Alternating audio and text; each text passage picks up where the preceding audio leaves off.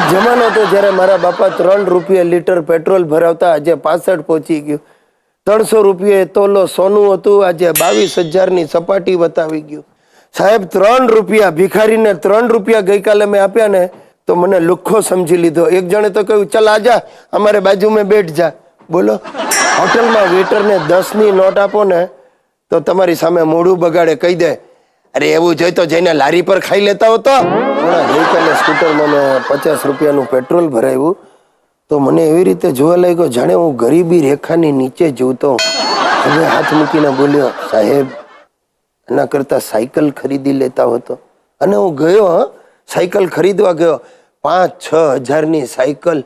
મારું સ્કૂટર વેચું તો માંડ 2,000 આવે. અરે સાહેબ, બધી ચીજના ભાવ વધે છે.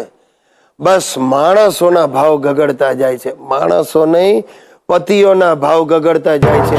આ મારી સુશીલા વાતે વાતે મને કે તમે તો બોલતા જ નહીં ગિરીશ, તમારું તો પાચ્યું ના આવે, પાચ્યું ના આવે. શું કરું, સમસમીને બેસી રહું છું ભાઈ. પણ જે દિવસે દુનિયાના પતિદેવો ભેગા થયા ને એ દિવસે યાદ રાખજો, ગરીબોનો જઠરાગ્નિ જાગશે જેવી સિચ્યુએશન થવાની. પણ તકલીફ મૂળે એ છે કે દુનિયાના પતિઓ ક્યારે ભેગા થતા જ નથી.